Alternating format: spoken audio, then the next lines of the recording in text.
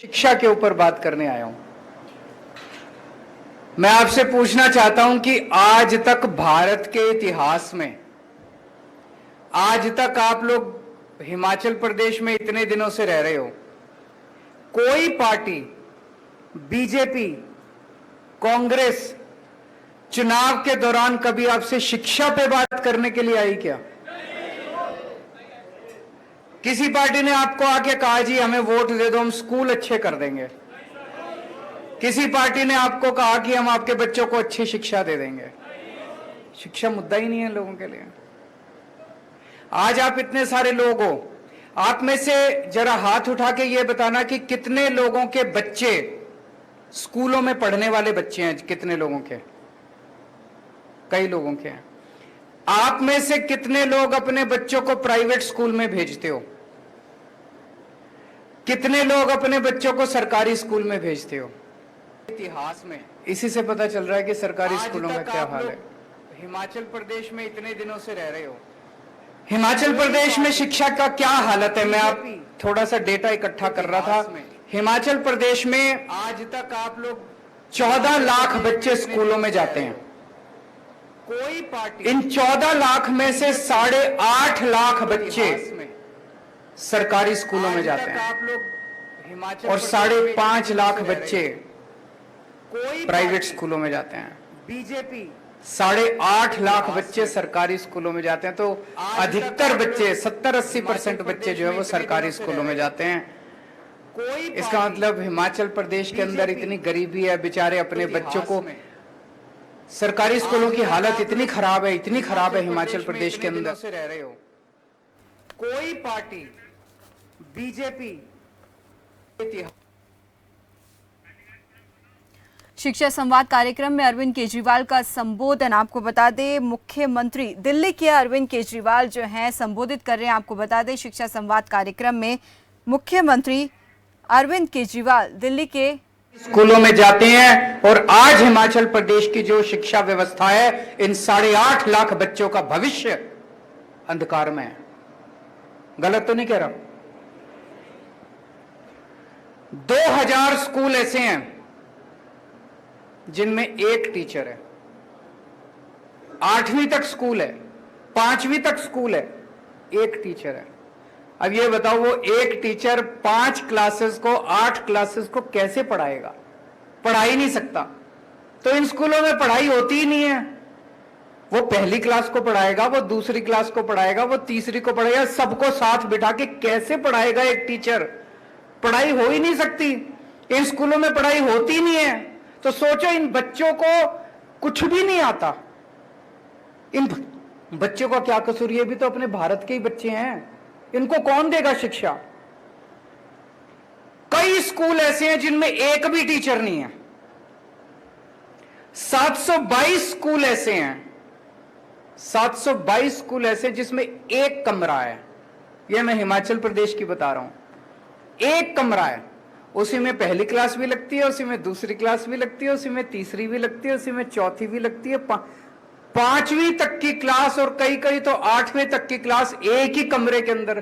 कैसे हो सकता है? ये मजाक बना रखा है इन लोगों ने।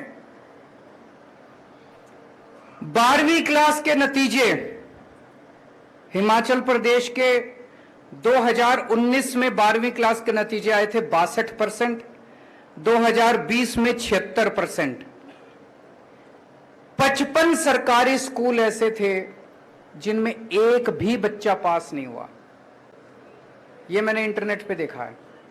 55 सरकारी स्कूल ऐसे थे हिमाचल प्रदेश के अंदर जिसमें 10वीं और 12वीं क्लास में बोर्ड के पेपर में एक भी बच्चा पास नहीं हुआ। और अभी हिमाचल प्रदेश हाईकोर्ट के अंदर एक पीआईएल दाखिल की है किसी ने। उस पीआईएल में उसने कहा है कि हिमाचल प्रदेश सरकार ने मंडी के अंदर एक सरकारी स्कूल को तोड़ के वहां पे मॉल बना रहे हैं। यह हिमाचल प्रदेश की शिक्षा व्यवस्था है। हिमाचल प्रदेश पे कांग्रेस ने 30 साल राज किया, भारतीय जनता पार्टी ने 20 साल राज किया। इन्होंने क्या किया? शिक्षा व्यवस्था को बर्बाद करने में इन्होंने कोई कसर नहीं छोड़ी। गलत तो नहीं कह रहा? अब आपकी मर्जी है, 5 साल और दे दो इनको, आपके बच्चों के 5 साल और खराब हो जाएंगे।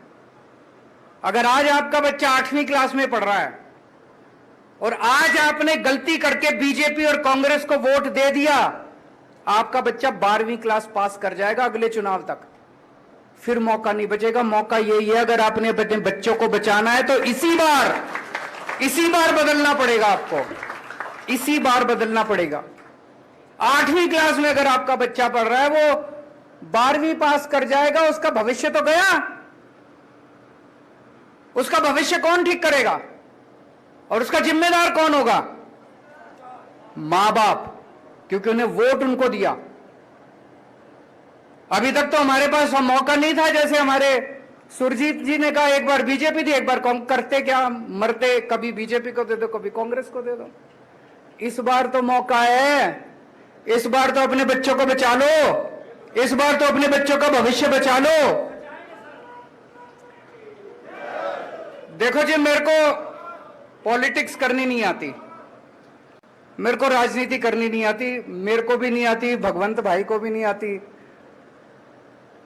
हम लोगों को राजनीति करनी नहीं आती, काम करना आता है। देश के लिए समर्पित हैं, देश के लिए हमारी जान भी हाजिर है। सुबह से शाम तक केवल हम यही सोचते हैं। पिछले 7 साल में दिल्ली में मैं काम कर रहा हूं और पिछले 3 महीने में आपने मान साहब की झलकियां देख ली कि किस तरह से रोज एक बार ये सुबह बैठ जाते हैं, एक सुबह अनाउंसमेंट आ जाता है पंजाब के अंदर, एक शाम को आ जाता है। इतना काम हो रहा है, इतना काम हो रहा है। दिल्ली के अंदर जब हमारी सरकार बनी थी जी 2015 में, दिल्ली के सरकारी स्कूलों का यही हाल था जो हिमाचल प्रदेश के, और ज्यादा बदतर हाल था। टॉयलेट्स के नाम पे कुछ भी नहीं था। एक बेचारी बच्ची अगर अपने घर से स्कूल आ जाए और उसको बाथरूम जाना पड़े तो वापस घर जाना पड़ता था, वो टॉयलेट नहीं जा सकती थी, इतना बुरा हाल था। किसी स्कूल के अंदर टॉयलेट का इंतजाम नहीं था। दिल्ली सरकार के स्कूलों में पानी का इंतजाम नहीं था, जाले लगे पड़े थे दीवारों पे, दीवारें टूटी पड़ी थी, छत चू रही थी, छत नीचे डेस्क नहीं थे, टाट पे बैठते थे बच्चे, घंटे भर आते थे, फिर खेलते कूदते बाहर, कोई सिक्योरिटी गार्ड नहीं था। बुरा हाल था एजुकेशन का। और सरकारी स्कूलों के नतीजे तो माशाल्लाह ना ही पूछो। टीचर्स आते थे, घंटे भर के अंदर वो भी घर चले जाते थे। जैसे हिमाचल प्रदेश के अंदर है, अगर किसी के पास 2 पैसे आ जाएं तो अपने बच्चे को प्राइवेट में भेजना चाहता है, वही हाल सरकारी स्कूलों का था दिल्ली के अंदर। जिसके पास, रिक्शे वाले के पास, मजदूरों के पास, में राजनीति में आने के पहले मैं एनजीओ में काम करता था, समाज सेवा का काम करता था, झुग्गियों, दिल्ली की झुग्गी बस्तियों में काम किया करता था। उन झुग्गी बस्तियों के अंदर मैं देखता था कि एक रिक्शे वाला भी, एक मजदूर भी कोशिश करता था, यार एक टाइम का रोटी कम खा लेंगे लेकिन अपने बच्चों को स्कूल, अच्छे प्राइवेट स्कूल में भेज देते हैं। कोई सरकारी स्कूल में नहीं भेजना चाहता था। हमारी सरकार आई, हमने एक सपना देखा था, मैंने, मनीष सिसोदिया जी ने, हमने तय किया यार कुछ भी हो, ये सरकारी स्कूल ठीक करने अपने को। दिल में ये सपना तो था, लेकिन ये भी था कि करेंगे कैसे, होएगा कैसे, कर पाएंगे क्या। तो हमने आते ही तय कर लिया कि दिल्ली सरकार का 25% बजट शिक्षा पे खर्च होगा। सबसे पहले तो हमने ये अनाउंस कर दिया कि दिल्ली सरकार का 25% बजट शिक्षा पे, और आज तक चला आ रहा है। दिल्ली सरकार का 25% शिक्षा पे खर्च होगा। लगभग हर साल 10,000 करोड़ से लेके 15,000 करोड़ तक हम शिक्षा पे खर्च कर रहे हैं। 7 साल हो गए, आप कैलकुलेट कर लो, 80 से 85,000 करोड़ रुपए हम शिक्षा पे, स्कूलों पे खर्च कर चुके हैं अभी तक। 80 से 85,000 करोड़। और ये सारा पैसा खर्च करवाया है, ये मेरी जेब में नहीं गया, ये किसी नेता की, अफसरों की जेब में नहीं गया। वहां से हमारी शुरुआत हुई और आज मुझे कहते हुए गर्व है कि दिल्ली के सरकारी स्कूल इतने शानदार हो गए हैं।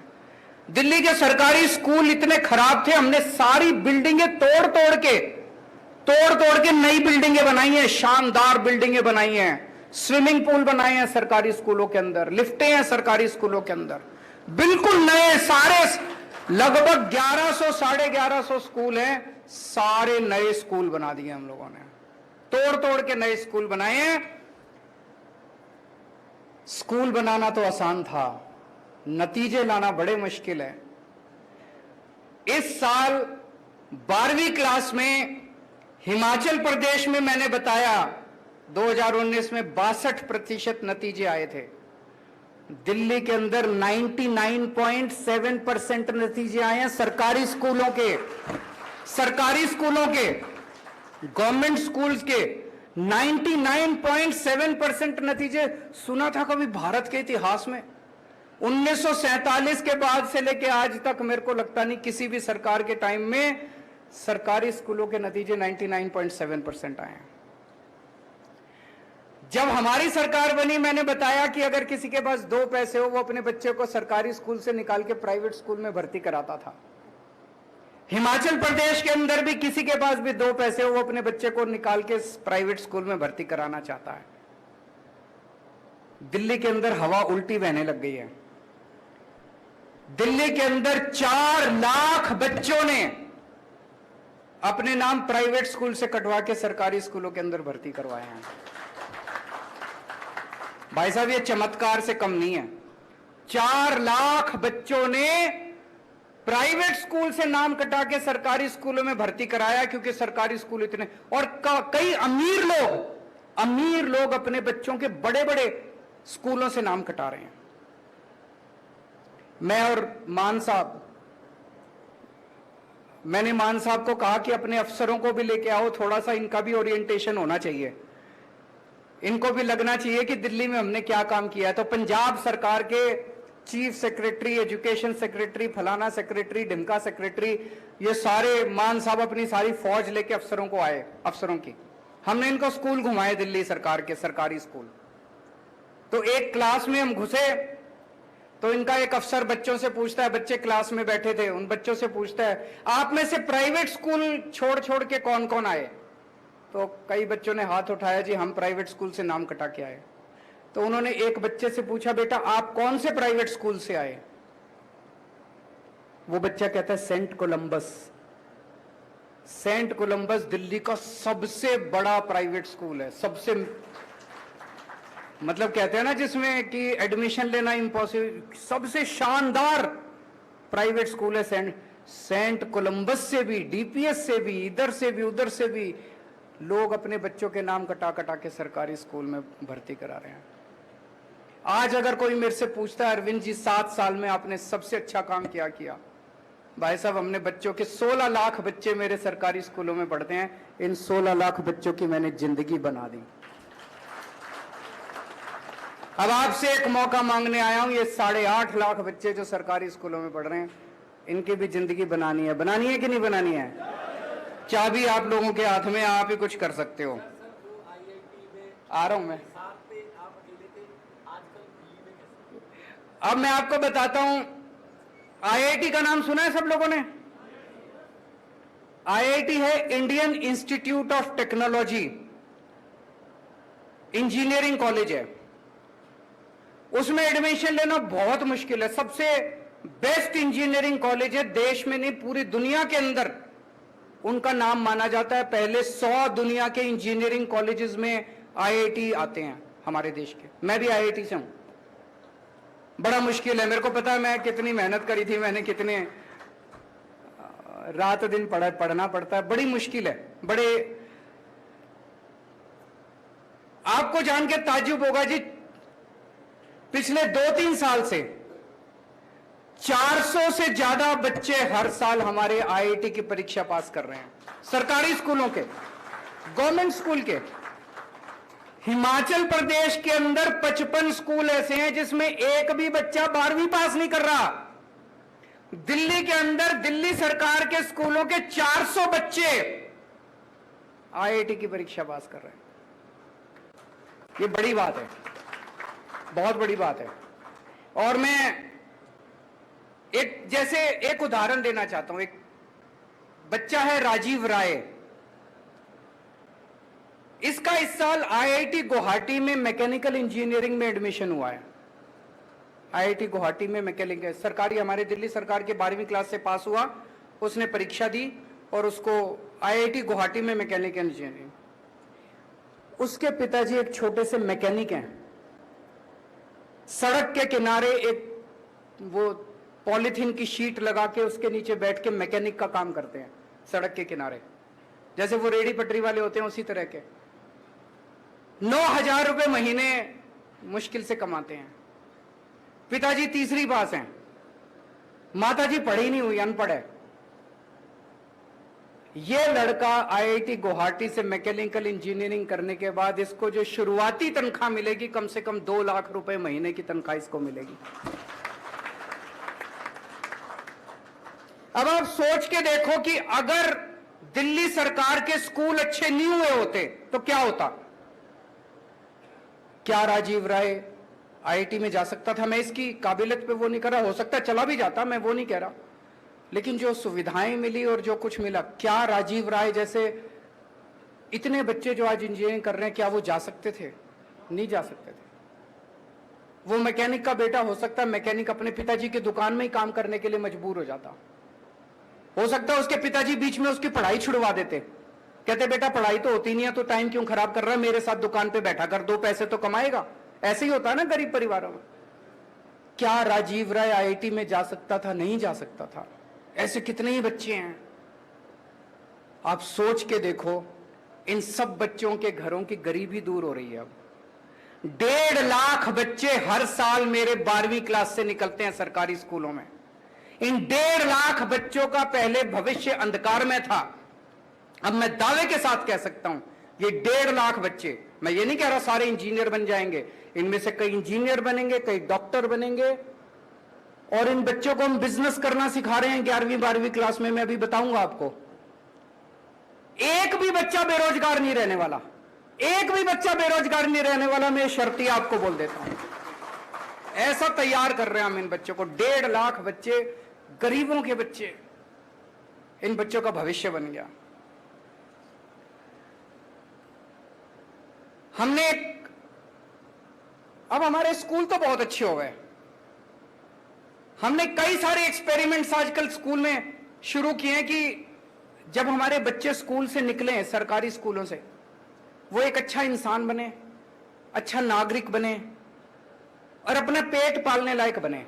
ये नहीं बीए कर ली, बीकॉम कर ली, एलएलबी कर ली और नौकरी नहीं मिल रही। नौकरी ढूंढ रहे हैं, सारे जने नौकरी ढूंढ रहे हैं। ये अंग्रेजों ने व्यवस्था बनाई थी, अंग्रेज व्यवस्था बना के गए थे, सबको क्लर्क बना दिया, सारे देश को क्लर्क बना दिया। सारे क्लर्क बनने की नौकरी ढूंढ रहे हैं। अरे हमारे देश के अंदर इतना इंटेलिजेंस है, इतना हमारे देश के अंदर पोटेंशियल है, हमारे बच्चे इतने अच्छे हैं। हमने एक एक्सपेरिमेंट शुरू किया। 11वीं और 12वीं क्लास के हर बच्चे को हमने 2-2 हजार रुपए दे दिए सरकार की तरफ से। हर बच्चे को 2-2 हजार रुपए दे दिए। हमने कहा अब इससे बिजनेस करो, कुछ भी सोचो कि क्या बिजनेस कर सकता हूं मैं। टीम बना लो, मान लो 4 बच्चों ने टीम बना ली तो 2-2 हजार मिला के 8 हजार हो गए। 8 बच्चों ने टीम बना ली, 16 हजार हो गए। अब तुम उससे बिजनेस करो। ऐसे बच्चों ने टीम बना बना के अपने बिजनेस आइडियाज किए हैं। 52,000 बिजनेस आइडियाज हमारे पास आए हैं, 52,000 इन स्कूलों में से। मैं आपको एक छोटा सा उदाहरण देना चाहूंगा, आपको सुन के मजा आएगा। हर्ष एक लड़का है, इसने अपने 8 बच्चों को इकट्ठा किया तो 16 हजार रुपए हो गए, 2-2 हजार रुपए मिला के। ये 16 हजार रुपए से इन लोगों ने एक नई किस्म की खाद बनाई, कूड़े से खाद बनाई नई किस्म की। और उस खाद को इन्होंने 16 हजार रुपए की खाद बनाई, इसको बेचा।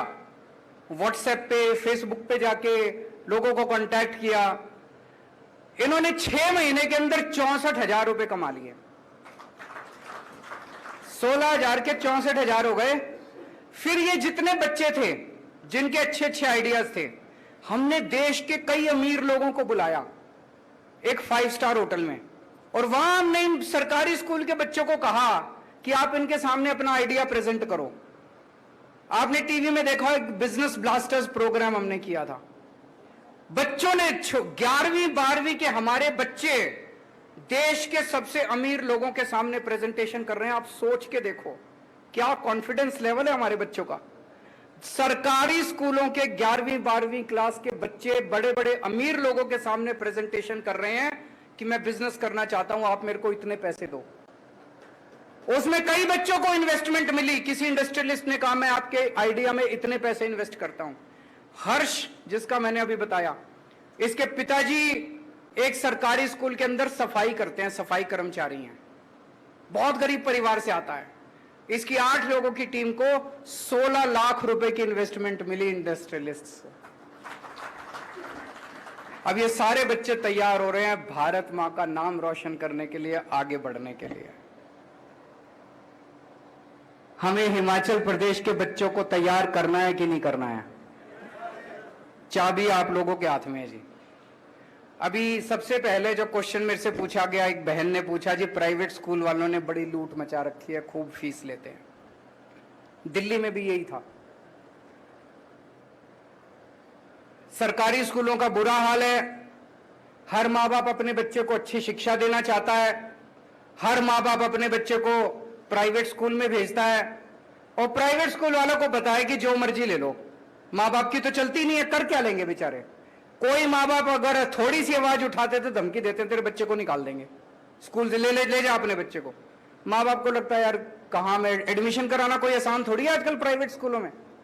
तो मजबूरी में सारे पेरेंट्स जो हैं वो, और सरकार क्या करती है, सरकार के आधे मंत्रियों के तो अपने ही प्राइवेट स्कूल होते हैं कि नहीं होते? बड़े बड़े स्कूल जितने सारे नेताओं के हैं, और या ये सारे नेताओं के साथ साठगांठ करते हैं, पार्टी में चंदा देते हैं ये लोग। हमारी पार्टी ईमानदार है, ना तो हमारे किसी मंत्री का स्कूल और ना हमारी पार्टी किसी प्राइवेट वाले से चंदा लेती। हमने दिल्ली में आने के बाद ब्लैंकेट बैन कर दिया, कोई फीस नहीं बढ़ाई जाएगी। केवल बैन नहीं करा, हमने दिल्ली के सारे प्राइवेट स्कूलों का ऑडिट करा दिया। चार्टर्ड अकाउंटेंट्स भेज के चार्टर्ड अकाउंटेंट्स की टीम बना दी, ऑडिट करा दिया। भाई साहब को जान के ताज्जुब होगा, कई दिल्ली के बड़े बड़े नाम लेना ठीक नहीं है, बड़े बड़े स्कूल ऐसे निकले 40 करोड़ 50 करोड़ की एफडी बना रखी है। अरे तुम एफडी बनाने के लिए स्कूल चला रहे हो? एफडी बना रखी है, 50 करोड़ रुपए की एफडी बना के बैठे और फीस पे फीस बढ़ाए जा रहे हैं। भारत के इतिहास में पहली बार हुआ, हमने एफडी तोड़ाई और पिछले 5 साल में जितने बच्चे स्कूल में पढ़े हैं सबके पैसे वापस कराए हमने। पैसे वापस कराए हम लोगों ने। कभी सुना है कि प्राइवेट स्कूल में पढ़ने वाले बच्चों के चेक वापस उनके अकाउंट में पैसे वापस आए? हमने फीस नहीं बढ़ने दी, 7 साल तो हो गए। अभी पंजाब के अंदर मान साहब ने सरकार संभाली है, अप्रैल के पहले हफ्ते में स्कूल फीस बढ़ाते हैं। इन्होंने ऑर्डर जारी कर दिए, कोई फीस नहीं बढ़ाएगा कोई स्कूल। ये स्कूल वाले ये भी कहते हैं ना यूनिफॉर्म स्कूल से ही लेनी है, किताबें स्कूल से ही लेनी है, मनमर्जी कर रखी है इन्होंने, अनाप शनाप पैसे कम। इन्होंने ऑर्डर कर दिए कोई स्कूल से नहीं लेनी, जहां से मर्जी यूनिफॉर्म लो, कोई किताबें स्कूल से नहीं लेनी, जहां से मर्जी लो, और कोई फीस नहीं बढ़ाएगा। और अभी ये बता रहे थे पिछले हफ्ते कुछ स्कूलों ने इनके ऑर्डर की अनदेखी करके कल उन्होंने फीस बढ़ा दी। आज इन्होंने ऑर्डर जारी कर दिया, सबकी फीस वापस कम करा दी इन्होंने। सरकार ईमानदार चाहिए, सरकार जनता के प्रति जवाबदेह चाहिए। अगर ईमानदार सरकार आएगी, मजाल कोई जनता को लूट ले। तो दोस्तों, मैं केवल दिल्ली के लोगों ने अपने बच्चों का भविष्य केवल एक वोट से बदल लिया। एक वोट दिया था दिल्ली के लोगों ने 2014 में 15 में हमको। आज दिल्ली के लोगों का बच्चों का भविष्य बदल गया। अब दिल्ली की जनता ने बाकी सारी पार्टियों को, कांग्रेस के तो 0-0 सीट आ रही है हर बार, और बीजेपी वालों की पहले 3 आई, इस बार 8 सीट आई। जनता इतना प्यार करती है आम आदमी पार्टी से। आप भी अपने बच्चों का भविष्य बदल सकते हो, बटन दबा के, बटन बदल के। मान साहब कह रहे हैं पिछली बार जो बटन दबाते थे, बटन बदल दो, बटन दबा के आपका अपने बच्चों का भविष्य आपके हाथ में है। जैसा मैंने कहा कि टाइम, आप कई बार कुछ लोग कहते हैं हाँ अरविंद जी अच्छा कर रहे हो, अगली बार देखेंगे। अरे मैं तो यही हूं, तुम्हारे बच्चों का क्या होगा? मेरा तो देख लेना, पहले अपने बच्चों का देख लो। मैं अपने लिए नहीं आया, मेरे को कोई इच्छा नहीं है। मैं इनकम टैक्स में पहले कमिश्नर की नौकरी किया करता था, अच्छा खासा काम कर रहा था। वो छोड़ के मैं दिल्ली की झुग्गियों के अंदर काम करने लगा। कई साल झुग्गियों में काम किया मैंने। उसके बाद दिल्ली का मुख्यमंत्री बन गया। 49 दिन के अंदर कुर्सी छोड़ दी। मेरे ख्याल से दुनिया के इतिहास में पहला एक मूर्ख मुख्यमंत्री मैं ही होऊंगा जो 49 दिन के अंदर। सत्ता के लिए नहीं आए हम, येन केन प्रकारेन सत्ता ले लो, जाति के नाम पे, धर्म के नाम पे, पैसे बांट के, दारू पिला के, वो सब नहीं करते हम। दिल के अंदर देश धड़कता है हमारे, देश के लिए काम करें। तकलीफ होती है।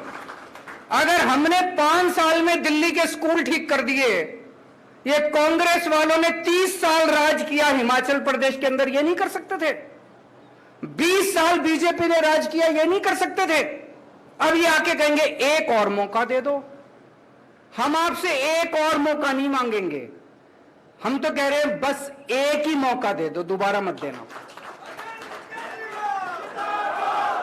एक ही मौका दे दो, दोबारा मत देना। अभी एक भाई साहब बता रहे थे पेपर बड़े लीक होते हैं। भाई साहब कुछ तो गड़बड़ है। मैं हरियाणा गया, वहां भी बीजेपी की सरकार है, वहां भी खूब पेपर लीक होते हैं। गुजरात गया, वहां भी बीजेपी की सरकार है, वहां भी खूब पेपर लीक होते हैं। सारे पेपर लीक, दिल्ली में नहीं होते। क्या चक्कर है जी? पता नहीं लीक होते हैं या लीक करवाते हैं ये लोग। वो मैं हमेशा कहता हूं, वो Guinness book of world record में आ रहा है इनका नाम, बीजेपी वालों का।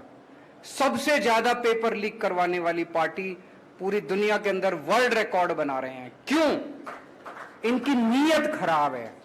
अंत पंत में सारी चीज इसी बात पे आ जाती है, आपकी नीयत कैसी है। इनकी नीयत खराब है, हमारी नीयत साफ है। हमारे पेपर लीक नहीं होते, इनके सबके पेपर लीक हो जाते हैं। तो दोस्तों, मैं आपको अच्छी शिक्षा दूंगा, आपके बच्चों को रोजगार दूंगा, इस बात पे वोट मांगने के लिए आया हूं। और आज मैं चैलेंज करता हूं इन सारी पार्टियों को, हिम्मत है तो तुम शिक्षा के नाम पे वोट मांग के दिखा दो। हिम्मत है तुम रोजगार के नाम पे वोट मांग के दिखा दो। मैं शिक्षा के नाम पे, स्वास्थ्य के नाम पे, इसके नाम पे वोट मांगने के लिए आया हूं।